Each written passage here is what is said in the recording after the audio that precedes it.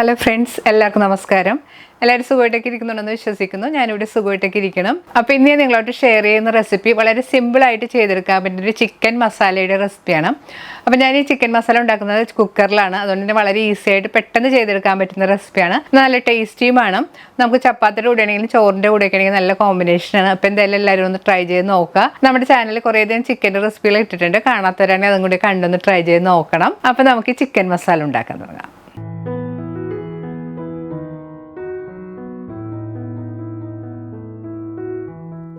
Chicken masala ഉണ്ടാക്കാനായിട്ട് 750 gram chicken നല്ലതുപോലെ കഴുകി വെള്ളമെല്ലാം കളഞ്ഞെടുത്തിട്ടുണ്ട്. മീഡിയം സൈസിലുള്ള കഷ്ണങ്ങളായിട്ടാണ് ഞാനിവിടെ കട്ട് ചെയ്തെടുത്തിരിക്കുന്നത്. ഇതിലേക്ക് കുറച്ച് ഇൻഗ്രീഡിയൻസ് ഒക്കെ ഇട്ട് മാരിനേറ്റ് ചെയ്ത് വെക്കണം. ഇതിലേക്ക് 1 ടീസ്പൂൺ കുരുമുളക് പൊടിയും 2 ടീസ്പൂൺ ജിഞ്ചർ ഗാർലിക് പേസ്റ്റും കൂടെ ചേർത്ത് കൊടുക്കാം.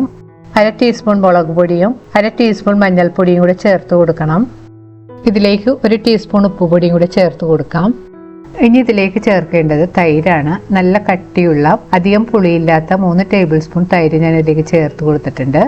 ഇനി ഇതെല്ലാം കൂടെ കൈകൊണ്ട് നല്ലതുപോലെ മിക്സ് ചെയ്ത് ചിക്കനിൽ നല്ലപോലെ പുരട്ടി വെക്കണം.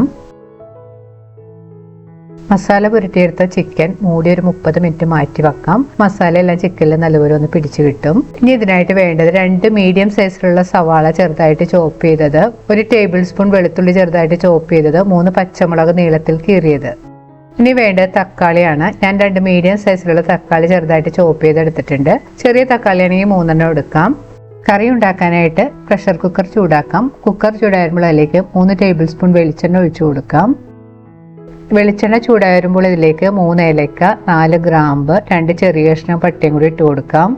സ്പൈസസ് എല്ലാം ഒന്ന് പൊട്ടി വരുമ്പോൾ ഇതിലേക്ക് ചോപ്പ് ചെയ്ത് വെച്ചിരിക്കുന്ന വെളുത്തുള്ളി ചേർത്ത് 2 മിനിറ്റ് ഒന്ന് വഴറ്റി കൊടുക്കണം. ഇനി ഇതിലേക്ക് ചോപ്പ് ചെയ്ത് വെച്ചിരിക്കുന്ന സവാളയും കൂടെ ചേർത്ത് കൊടുക്കാം. സവാള ചേർത്ത് നല്ലതുപോലെ ഒന്ന് വഴറ്റി കൊടുക്കണം. സവാള ഒരു ഗോൾഡൻ ബ്രൗൺ കളർ ആവുന്നവരെ വഴറ്റിയെടുക്കണം. കറിക്ക് നല്ലൊരു ടേസ്റ്റും സവാളയുടെ മധുരിപ്പും എല്ലാം മാറി കിട്ടാൻ വേണ്ടി സവാള നല്ലതുപോലെ വഴറ്റി ഗോൾഡൻ ബ്രൗൺ കളറാക്കി വരുന്നവരെ എടുക്കണം. സവാള ഒന്ന് പെട്ടെന്ന് വഴന്ന് കിട്ടാൻ വേണ്ടി ഇതിലേക്ക് 1/2 ടീസ്പൂൺ ഉപ്പുപൊടിയും കൂടെ ചേർത്ത് കൊടുക്കാം. ഉപ്പുപൊടി കൂടുതൽ ചേർക്കേണ്ട കാര്യമില്ല. നമ്മൾ മാരിനേറ്റ് ചെയ്ത് വെച്ചപ്പോൾ 1 ടീസ്പൂൺ ഉപ്പുപൊടി ചിക്കനിൽ ചേർത്തിട്ടുള്ളതാണ്. സവാള ചേർത്ത് വീണ്ടും ഒന്ന് നല്ലൊരു വഴറ്റി കൊടുക്കണം. ഇപ്പോൾ സവാളയെല്ലാം നല്ലതുപോലെ മൂത്ത് ഈ വീഡിയോയിൽ കാണുന്ന പോലെ ഒരു ഗോൾഡൻ ബ്രൗൺ കളറായി വന്നിട്ടുണ്ട്. ഇനി ഇതിലേക്ക് 1 തണ്ട് കറിവേപ്പിലയും 3 പച്ചമുളക് നീളത്തിൽ കീറിയതും കൂടെ ചേർത്ത് കൊടുക്കാം. കൂടെ തക്കാളി ചോപ്പ് ചെയ്ത് വെച്ചിരിക്കുന്നതും കൂടെ ചേർത്ത് കൊടുക്കണം. ഇവ ചേർത്ത് നല്ലപോലെ വഴറ്റി കൊടുക്കണം. തക്കാളിയിൽ ഒന്ന് ഉടഞ്ഞ് വരുന്നവരെ വഴറ്റാം. ഇപ്പോൾ തക്കാളിയെല്ലാം നല്ലതുപോലെ ഉടഞ്ഞ് വന്നിട്ടുണ്ട്. ഇനി ഇതിലേക്ക് മസാലപ്പൊടികൾ ചേർത്ത് കൊടുക്കണം. ഇതിലേക്ക് 1/2 ടീസ്പൂൺ മഞ്ഞൾപ്പൊടി ചേർത്ത് കൊടുക്കാം. ഇതിലേക്ക് 1/2 ടേബിൾ സ്പൂൺ മല്ലിപ്പൊടിയും 1/2 ടേബിൾ സ്പൂൺ കാശ്മീരി ചില്ലിപ്പൊടിയും 1/2 ടീസ്പൂൺ വലിയ ജീരകം പൊടിച്ചതും 1 ടീസ്പൂൺ ഗരം മസാലപ്പൊടിയും കൂടെ ചേർത്ത് കൊടുക്കാം. പൊടികൾ ചേർത്ത് കഴിഞ്ഞ് സ്റ്റവ് ഒരു മീഡിയം ഫ്ലെയിമിൽ വെച്ച് നല്ലപോലെ ഒന്ന് വഴറ്റി കൊടുക്കണം. പൊടികളുടെ പച്ചമണം മാറി വരുന്നവരെ നല്ലപോലെ വഴറ്റി കൊടുക്കാം. മസാല കൂടുതൽ ഡ്രൈ ആണെന്ന് തോന്നുകയാണെങ്കിൽ ഇതിലേക്ക് 1 ടീസ്പൂൺ വെളിച്ചെണ്ണയും കൂടെ ചേർത്ത് കൊടുക്കാം. വെളിച്ചെണ്ണ ചേർത്ത് വീണ്ടും നല്ലൊരു വഴറ്റി കൊടുക്കണം. മസാലയും തക്കാളിയും കൂടെ ഒക്കെ നന്നായിട്ടൊന്ന് മിക്സ് ആയിട്ട് കിട്ടാൻ വേണ്ടി ഇതിലേക്ക് 1/4 കപ്പ് വെള്ളവും കൂടെ ചേർത്ത് കൊടുക്കാം. വെള്ളം ചേർത്ത് വീണ്ടും നല്ല മിക്സ് ചെയ്ത് കൊടുക്കണം. വെള്ളം ചേർത്ത് കഴിഞ്ഞ് നല്ലപോലെ വഴറ്റി കൊടുക്കാം. മസാലയെല്ലാം ഒന്ന് നല്ലപോലെ കുറുകി എണ്ണയെല്ലാം തെളിഞ്ഞ് വരണം.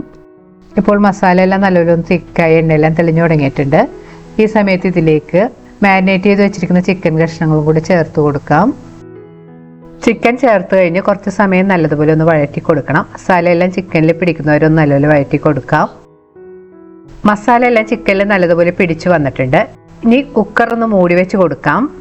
സ്റ്റവ് ഒരു മീഡിയം ഫ്ലെയിമിൽ വെച്ച് കുക്കർ ഒന്ന് മൂടി കുറച്ച് സമയം വെക്കണം. അപ്പോൾ ചിക്കനിലുള്ള വെള്ളമെല്ലാം പുറത്തേക്ക് വരും. ഏകദേശം ഒരു 5 മിനിറ്റ് മൂടി വെച്ച് കുക്ക് ചെയ്തതിന് ശേഷം മൂടി മാറ്റി ഒന്ന് നല്ലപോലെ മിക്സ് ചെയ്ത് കൊടുക്കാം. ഇപ്പോൾ ചിക്കനിൽ നിന്നെല്ലാം വെള്ളം നല്ലപോലെ പുറത്തേക്ക് വന്നിട്ടുണ്ട്. ഇനി ഒന്ന് നല്ലപോലെ മിക്സ് ചെയ്ത് കൊടുക്കണം. ഇനി ഇതിലേക്ക് ഞാനൊരു 1/4 കപ്പ് ചെറിയ ചൂടുള്ള വെള്ളം ഒഴിച്ച് കൊടുക്കുന്നുണ്ട്. അപ്പോൾ നിങ്ങൾക്ക് ഗ്രേവി കൂടുതൽ വേണമെങ്കിൽ 1/2 കപ്പ് വെള്ളം വരെയൊക്കെ ഒഴിച്ച് കൊടുക്കാം. അതിന് ശേഷം വീണ്ടും നല്ലപോലെ മിക്സ് ചെയ്ത് കൊടുക്കണം. വെള്ളമെല്ലാം ചേർത്ത് കഴിഞ്ഞ് കറി നല്ലപോലെ തിളക്കാൻ തുടങ്ങിയിട്ടുണ്ട്. ഇനി കുക്കർ മൂടി ഇതൊന്ന് കുക്ക് ചെയ്തെടുക്കണം. ചിക്കൻ കുക്കറിൽ വെച്ചതിന് ശേഷം ഒരു വിസിൽ വന്ന് രണ്ടാമത്തെ വിസിൽ വരാൻ തുടങ്ങുമ്പോഴത്തേക്കും നമുക്ക് സ്റ്റവ് ഓഫ് ചെയ്തിടാം. ചിക്കൻ്റെ കുക്കിംഗ് ടൈം നമുക്കത്ര കറക്റ്റായിട്ട് പറയാൻ പറ്റില്ല. ചില ചിക്കൻ പെട്ടെന്ന് കുക്കായിട്ട് കിട്ടും, ചിലത് കുറച്ച് സമയം എടുക്കും. അപ്പോൾ നിങ്ങൾ ഉപയോഗിക്കുന്ന ചിക്കൻ്റെ പാകം നോക്കി കുക്ക് ചെയ്യാൻ ശ്രദ്ധിക്കുക. സ്റ്റവ് ഓഫ് ചെയ്തിട്ടിട്ട് ഇപ്പോൾ കുക്കറിൻ്റെ സ്റ്റീമെല്ലാം പോയിട്ടുണ്ട്. ഇനി തുറന്നതിന് ശേഷം നല്ലപോലെ ഒന്ന് മിക്സ് ചെയ്ത് കൊടുക്കാം. ചിക്കൻ പാകത്തിന് കുക്കായിട്ടുണ്ടോ എന്ന് നോക്കണം. ടേസ്റ്റ് ചെയ്ത് നോക്കിയിട്ട് ഉപ്പെല്ലാം ആവശ്യത്തിന് ചേർത്ത് കൊടുക്കണം. ചിക്കനിൽ ഗ്രേവി കൂടുതലുണ്ടെങ്കിൽ വീടൊന്ന് സ്റ്റവ് ഓൺ ചെയ്തതിന് ശേഷം കുറച്ച് സമയം മീഡിയം ഫ്ലെയിമിൽ വെച്ച് കുക്ക് ചെയ്ത് ഗ്രേവി നിങ്ങളുടെ പാകത്തിനനുസരിച്ച് ആക്കി എടുക്കണം. ഇപ്പോൾ കറിയെല്ലാം പാകത്തിന് കുറുകിയ എണ്ണയെല്ലാം തെളിഞ്ഞ് വന്നിട്ടുണ്ട്. നല്ലപോലെ മിക്സ് ചെയ്തതിന് ശേഷം നമുക്ക് സ്റ്റവ് ഓഫ് ചെയ്യാം. ഇനി റെഡിയായ കറിയുടെ മുകളിലേക്ക് കുറച്ച് കറിവേപ്പിലയും മല്ലിയിലയുടെ ടേസ്റ്റ് ഇഷ്ടമാണെങ്കിൽ ചോപ്പ് ചെയ്ത് വെച്ചിരിക്കുന്ന കുറച്ച് മല്ലിയിലയും കൂടി ഇട്ട് കൊടുക്കാം. രുചികരമായി നമ്മുടെ ചിക്കൻ കറി റെഡി ആയിട്ടുണ്ട്. അപ്പോൾ എന്തായാലും നിങ്ങളൊന്ന് ട്രൈ ചെയ്ത് നോക്കുക. വീണ്ടും ഇതുപോലെ നല്ല റെസിപ്പി ആയിട്ട് നമുക്ക് കാണാം. താങ്ക്